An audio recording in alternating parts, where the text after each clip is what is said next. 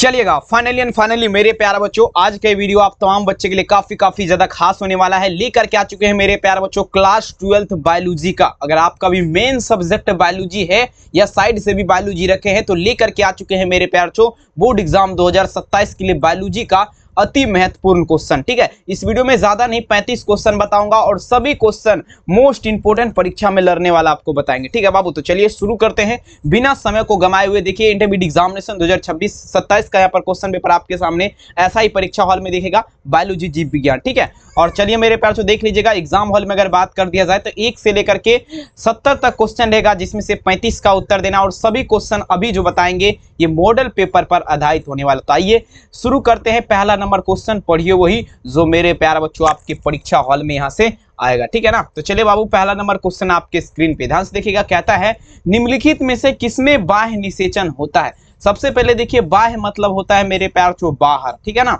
बाहर मतलब देखिए किसमें बाहर से निषेचन होता है। ठीक है ना, बाहर से निषेचन का अगर देखा जाए मतलब देखिए कहता है इन विच ऑफ द फॉलोइंग्स, ध्यान दीजिएगा, इंटरनल फर्टिलाइजेशन, ध्यान दीजिएगा मतलब देखिए बाहर से निषेचन की प्रतिक्रिया जो है ना ये आपका किसमें होता है मेरे प्यार बच्चों, मेढक में होता है।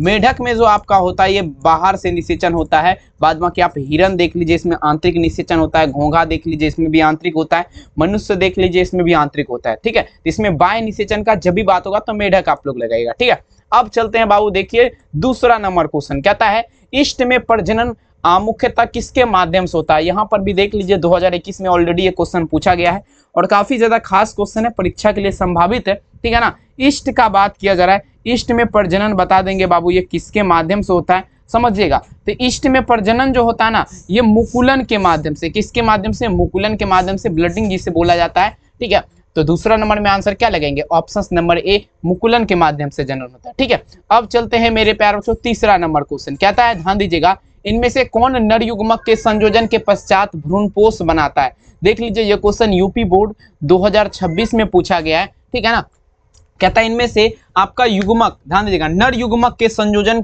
करने से भ्रूणपोष बनता है। देखिएगा नर युग्मक का जब भी बात होगा मतलब यहाँ पर किसका बात किया जा रहा है मेरे प्यार बच्चों, मेल गेमिट्स का। ठीक है, इनमें से कौन नर युग्मक के संयोजन के पश्चात भ्रूणपोष बनाता है, तो ये आपका सेकेंडरी सेल मतलब आपका द्वितीयक केंद्र। तीसरा नंबर में आंसर क्या दीजिएगा, ऑप्शन नंबर यहाँ पर डी होगा, द्वितीयक केंद्र हो जाएगा। अब देखते हैं 4 नंबर क्वेश्चन कहता है मानव मादा। ठीक है, मानव मादा के अंडाशय से अंडा निकलने, ये आपका बता देंगे, ये पूछा जा रहा है ये क्या कहलाएगा। ठीक है, मानव मादा से देखेंगे मेरे प्यार चो, अंडाशय से जब अंडा निकलता है तो बता दीजिए आपका क्या कहलाता है, ये अंडोत्सर्ग की प्रतिक्रिया कहलाएगा। 4 में आंसर क्या देंगे, ऑप्शन सी, अंडोत्सर्ग की प्रतिक्रिया।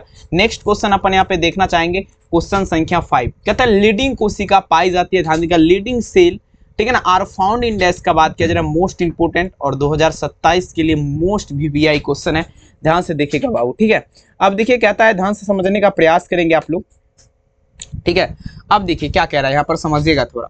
ठीक है, ये क्वेश्चन कहता है मेरे पास जो लीडिंग कोशिका पाई जाती है, तो देखेंगे लीडिंग कोशिका अगर देखा जाए मेरे प्यार चो ये आपका पाई जाती है। तो लीडिंग कोशिका का जब भी बात होगा मेरे प्यार चो, लीडिंग कोशिका आपका किसमें पाई जाती है, 5 नंबर क्वेश्चन, 5 नंबर में जो आंसर होगा मेरे प्यारे बच्चों ध्यान से आप लोग समझिएगा, ये आपका पाया जाता है किसमें, वृषण में पाया जाता है। किसमें पाया जाता है, वृषण में पाया जाता है। ठीक है ना, लीडिंग कोशिका, समझ रहे ना बात को।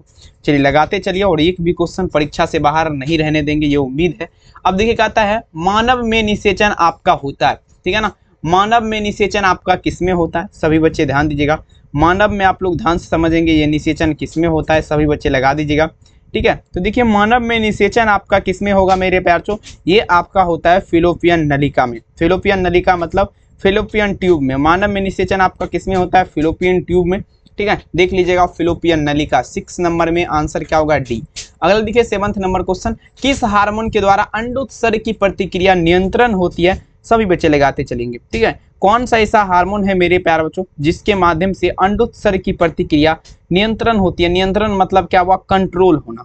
ठीक है, तो देख लीजिए मेरे प्यारे बच्चों यहाँ पर नियंत्रण जो किया जाता है ना, चलिए ये आपका कौन सा, तो ये FSH मतलब FSH एंड, ठीक है ना, FSH एंड LH, ये एक ऐसा हार्मोन है जिसके माध्यम से क्या होता है, अंडोत्सर्ग की प्रतिक्रिया कंट्रोल यानी कि नियंत्रण होता है। ठीक है, अगला क्वेश्चन देखते हैं 8 नंबर क्वेश्चन। देखिए कहता है एस्ट्रोली कोशिका पाई जाती है, सभी बच्चे जवाब दीजिएगा। 8 नंबर क्वेश्चन सटोली कोशिका पाई जाती है, तो ये वृषण में ही पाया जाता है, टेस्टिस जिसे बोला जाता है। 8 में विकल्प आप लोग क्या चलेंगे, ऑप्शन नंबर यहाँ पर क्या दीजिएगा, तो यहाँ पर हो जाएगा बी। अगला चलती है क्वेश्चन, देखिए क्या कहता है, मानव मादा में गर्भकाल, मानव मादा में गर्भकाल बता दीजिए कितना माह का होता है, सभी बच्चे लगाते चलेंगे। ठीक है, तो देखिए मानव मादा में गर्भकाल कितना, 9 महीने का होता है, 9 महीना में, ठीक है ना, 9 महीना, ठीक है, 9 महीना में अगर इसके 30 अगर दिन में पूछेगा तो 270 दिन होता है, यानी कि 9 या 27 270 दिन। अगला देखिए कोरख की गुहा बता देंगे आप लोग, ध्यान समझिएगा। 10 नंबर क्वेश्चन क्या कहता है, कोरख की गुहा क्या कहलाती है, सभी बच्चे लगा दीजिएगा। ठीक है, कोरख की गुहा क्या कहलाएगा, सभी बच्चे लगाते चलेंगे। ठीक है, चलेंगे, कोरख की गुहा क्या कहलाती है, देखेंगे बाबू कोरख की गुहा का अगर देखा जाए मेरे प्यार चो, तो ये आपका सिलोम कहलाएगा। कोरख की गुहा क्या कहलाएगा, ये सिलोम कहलाएगा, देख लेंगे। 10 नंबर में विकल्प आप लोग क्या दीजिएगा, बी। अगला देखिए 11 नंबर क्वेश्चन, स्तनपायी जीव में नर हार्मोन की उत्पत्ति कहाँ से होती है, सभी बच्चा लगा दीजिएगा। स्तनपायी जीव जो है बाबू, इसमें नर हार्मोन की उत्पत्ति कहाँ से होती है, सभी बच्चे आंसर देने का प्रयास करेंगे। ठीक है, तो देखेंगे स्तनपायी जीव जो है ना, नर हार्मोन मतलब देखेंगे मेरे प्यार से ध्यान दीजिएगा, मेल हार्मोन्स का बात किया जा रहा है। ठीक है, किसके द्वारा, ये अंडकोश में होता है, किसमें होता है, अंडकोश में। आंसर क्या दीजिएगा, बी। अगला क्वेश्चन कहता है नर जनन शुक्राणु कोशिका उत्पन्न करती है, सभी बच्चे लगाते चलेंगे। नर जनन शुक्राणु कोशिका आपका क्या उत्पन्न करेगा, सभी बच्चे लगा दीजिएगा। नर जनन शुक्राणु कोशिका आपका क्या उत्पन्न करेगा। ठीक है, तो देखेंगे मेरे प्यार से ध्यान दीजिएगा, नर जनन यहाँ पर देख लीजिए 12 नंबर क्वेश्चन, नर जनन शुक्राणु कोशिका जो आपका करेगा, ये आपका शुक्राणु जनन द्वारा करता है, किसके द्वारा, शुक्राणु जनन द्वारा। अगला क्वेश्चन देखिए, कॉपर टी रोकता है, कॉपर टी, ध्यान दीजिएगा, कॉपर टी बता दीजिए बाबू ये किसे रोकता है, सभी बच्चे लगाते चलेगा, कॉपर टी किसे रोकता है। ठीक है, देखिए कॉपर टी जो हो ना, ये आपका किसे रोकता है मेरे प्यार से, निषेचन को रोकता है, फर्टिलाइजेशन। ठीक है, अगला देख लेते हैं क्या कह रहा है क्वेश्चन, आप लोग समझिएगा। पूछा जा रहा है क्या, स्तनपान अनावर्त आपका पूछा जा रहा ना, संबंधित है। स्तनपान अनावर्त आपका देख लेंगे, ये आपका किससे संबंधित है, सभी बच्चे जवाब दीजिएगा।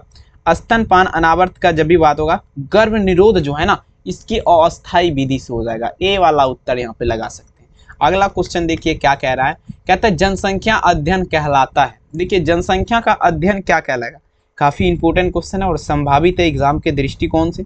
जनसंख्या का अध्ययन बता दीजिए आपका क्या कहलाएगा, तो जनसंख्या का अध्ययन जो है ना, ये डेमोग्राफी कहलाता है। क्या कहलाएगा, डेमोग्राफी, यहाँ पर देख लेंगे। 15 नंबर में डी वाला उत्तर होगा। 16 नंबर चलते हैं, जनसंख्या, मानव जनसंख्या वृद्धि है। अब समझने का प्रयास करेंगे मानव जनसंख्या वृद्धि आपका क्या है। तो देखिए मानव जनसंख्या वृद्धि का अगर देखा जाए ना मेरे प्यार बच्चों, ये अस्थिर हो जाएगा। ठीक है, 16 नंबर में क्या उत्तर हो जाएगा, बी हो जाएगा, अस्थिर हो जाएगा।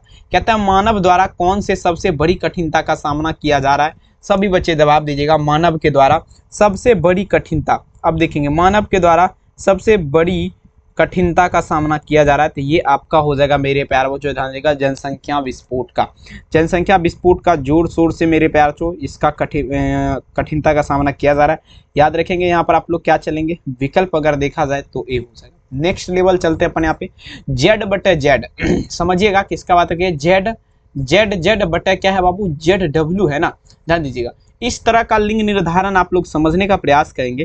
ठीक है, तो किसमें देखा गया है, ठीक है, इस तरह का लिंग निर्धारण, तो ये इस प्रकार का लिंग निर्धारण का अगर देखा जाए ना, ये आपका किसमें देखा गया है, ये आपका देखा गया है मोर में। ठीक है ना, किसमें, मोर में देखा गया है, याद रखेगा। कहता है मनुष्य में एबीओ रक्तदाता समूह क्या दर्शाता है, मनुष्य जो है बाबू इसमें एबीओ रक्तदाता समूह आपका बता देंगे क्या दर्शाता है, तो बहुअलील और सप्रभाविता। बहुअलील देख लीजिए यहाँ पर है, और सप्रभाविता भी यहाँ पर साइड में है। ठीक है ना, तो देखिए 19 में अगर देखा जाए तो आंसर क्या दे दीजिएगा, ऑप्शन यहाँ पर डी हो जाएगा। अगला क्वेश्चन देखते हैं क्या कहता है, आनुवंशिकता के नियम किसने प्रस्तावित किया। आप देखेंगे मेरे प्यार चो, ध्यान देगा, प्रपोज दी लॉ ऑफ, ध्यान देगा मेरे प्यार चो, ठीक है ना, हार्ड देखेंगे, ठीक है ना, हेरिडिटी। अब देखेंगे आनुवंशिकता का नियम का अगर जब भी बात होगा तो ये आपका जो है ना नियम मेंडल लगाएंगे, Gregor John Mendel, Gregor John Mendel लगाएंगे, याद रखिएगा। अगला क्वेश्चन देख लीजिएगा, आनुवंशिकी शब्द, अब देखिए वो नियम कौन दिया, ग्रेगर जॉन मेंडल दिया था, लेकिन यहाँ पर किसका बात किया जा रहा है, यहाँ पर शब्द का बात किया जा रहा है। तो ये बेटसन ने दिया था। अनुवंशिकी शब्द किसने दिया था, ये बेटसन ने दिया था, आप लोग याद रखिएगा। अगला क्वेश्चन, डाउन सिंड्रोम में गुणसूत्र की संख्या कितनी होती है, ये भी क्वेश्चन बहुत बार पूछा गया, काफी लेवल इस क्वेश्चन का हाई है अगर देखा जाए मेरे हिसाब से, तो बढ़िया क्वेश्चन है, ठीक है ना। अब देखिए क्या आता है डाउन सिंड्रोम, देखिए डाउन सिंड्रोम में कितना गुणसूत्र होता है, तो ये 47 गुणसूत्र होता है। और यहीं पे टर्नस, ठीक है ना, टर्नस सिंड्रोम का बात किया जाएगा, ये 46 लगाइएगा, लेकिन डाउन सिंड्रोम में कितना 47 हो जाएगा। अगला देख लेते हैं क्या कह रहा है, कहता है ट्रिकियम एक्टिवम क्या है। अब चलेंगे बाबू 23 नंबर क्वेश्चन, ट्रिकियम एक्टिवम आप लोग बढ़िया तरीके से लगाएगा, ये आपका क्या है, ठीक है। तो देखेंगे 23 नंबर में अगर देखा जाए तो ये एक प्रकार का हैप्लॉइड है, क्या है, एक प्रकार का हैप्लॉइड है। ट्रिकियम एक्टिवम क्या, एक प्रकार का हैप्लॉइड है। अब चलते हैं 24 नंबर क्वेश्चन, कहता है मेरे प्यारे बच्चों स्त्री मनुष्य में गुणसूत्र होंगे। अब समझने का प्रयास करेगा, स्त्री मनुष्य में गुणसूत्र होंगे, ठीक है, ये भी क्वेश्चन संभावित है एग्जाम के दृष्टिकोण से। स्त्री मनुष्य का बात किया जा रहा है मेरे प्यारे बच्चों, इसमें गुणसूत्र होगा।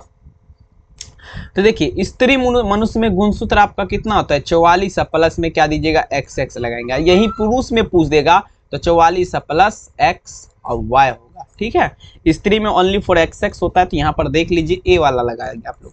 अगला देखिए एक संकर क्रॉस जीनोफिटिक अनुपात देख लेंगे बाबू, क्या हो जाएगा, कहता है व्हाट इज दी, पूछा है मेरे बच्चों जीनोटिपिक रे देखेंगे, ठीक है ना, रेशन ऑफ दी देखेंगे मेरे प्यारे बच्चों, ठीक है ना, हाइब्रिड।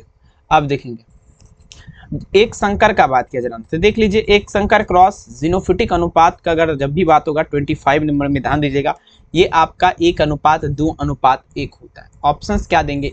अगला देख लेते हैं हम लोग क्या कहता है, एक ही स्थान पर उपस्थित रहने वाले जीन जिनकी विभिन्नता अभिव्यक्ति हो, आप लोग ध्यान दीजिएगा, ये आपका क्या कहलाएगा, एक ही स्थान पर रहता है जिसका विभिन्नता अभिव्यक्ति हो, ये बहुअलील हो जाएगा बाबू, क्या कहलाएगा, सॉरी बहुअलील कहलाता है।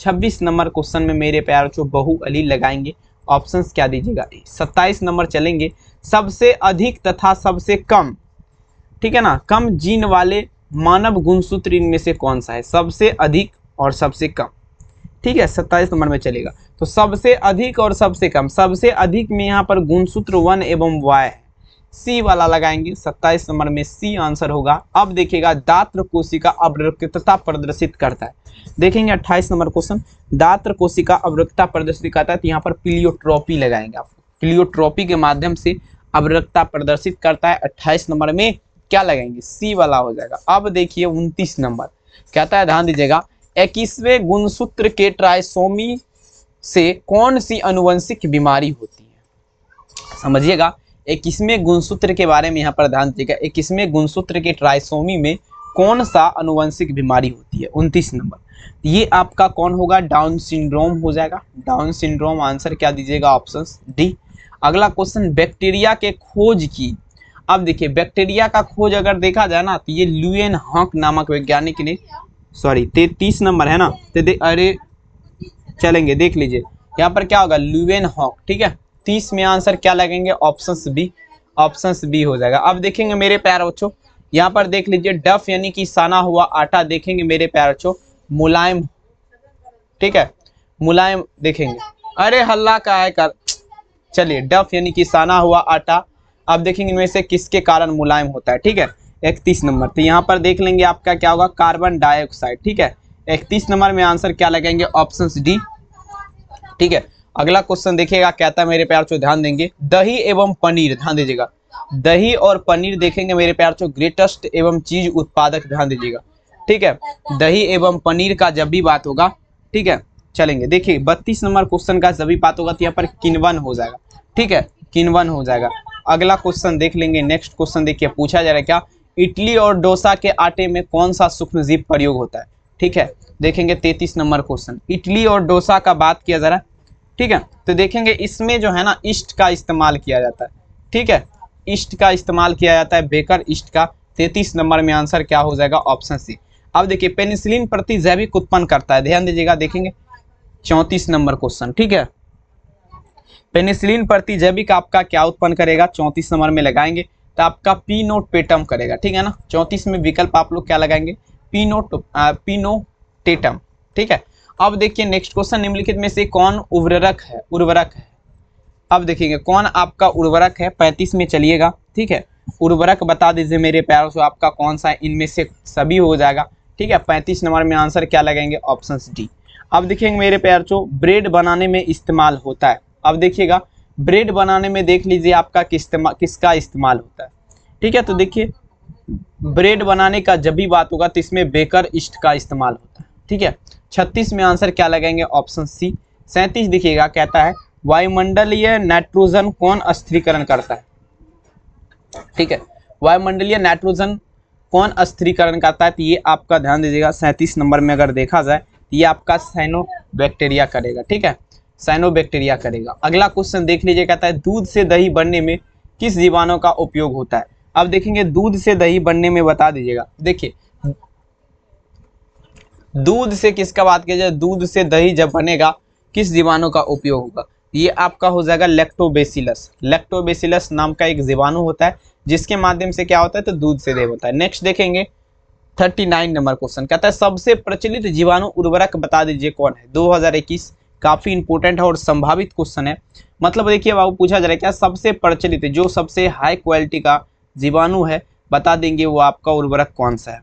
39 तो देखेंगे सबसे हाई क्वालिटी का अगर देखा जाए ये राइजोबियम हो जाएगा, क्या होगा, राइजोबियम हो जाएगा, याद रखेंगे। अगला क्वेश्चन देखेगा जैव गैस उत्पादक में प्रयुक्त जीवाणु का समूह बता देंगे, क्या कहलाएगा, 40 नंबर क्वेश्चन, ठीक है। तो यहाँ पर देखेंगे जैव गैस उत्पादक में प्रयुक्त जीवाणु जो है ना ये मेथेनोजेन कहलाएगा, क्या कहलाएगा, मेथेनोजेन, डी वाला उत्तर लगाइएगा। अब देखिए 41 नंबर कोका चाय व कोको में पाए जाने वाला उत्तेजक बता दीजिए क्या होगा। यहाँ पर देखिए कोका चाय व कोको का बात किया जा रहा है तो इसमें जो है ना कैफीन हो जाएगा, ठीक है। 41 नंबर में क्या लगाएंगे, डी लगाएंगे, कैफीन। लास्ट क्वेश्चन देखिए, ठीक है ना, हल्ला इसमें देखेंगे, हो सकता है थोड़ा वीडियो में जो है ना ज़्यादा आ गया होगा, इसके लिए माफ़ी चाहेंगे, ठीक है। चलिए बायोगैस में मिश्रित गैस का नाम बताइए, ठीक है, बायोगैस में बता दीजिए। तो देखिए बायोगैस में सबसे पहले देख लीजिए CH4 का मतलब होता है मीथेन, H2S का मतलब होता है सल्फर सल्फाइड, सल्फर सल्फाइड, ठीक है ना, हाइड्रोजन सल्फाइड, माफी चाहेंगे, और CO2 का मतलब होता है कार्बन मोनोऑक्साइड, कार्बन डाइऑक्साइड, ठीक है। तो ये सब आपका बायोगैस में रहता है, याद रखिएगा। 42 नंबर में बी वाला उत्तर हो जाएगा। कैसा लगा क्लास कमेंट में ज़रूर बताइएगा। चैनल को सब्सक्राइब कर लीजिएगा, ठीक है ना, और PDF वगैरह परचेज करना चाहते हो तो नंबर नीचे है, नंबर पे संपर्क कर सकते हैं। बहुत बहुत धन्यवाद इस वीडियो को देखने के लिए। मिलेंगे नेक्स्ट क्लास में, थैंक यू।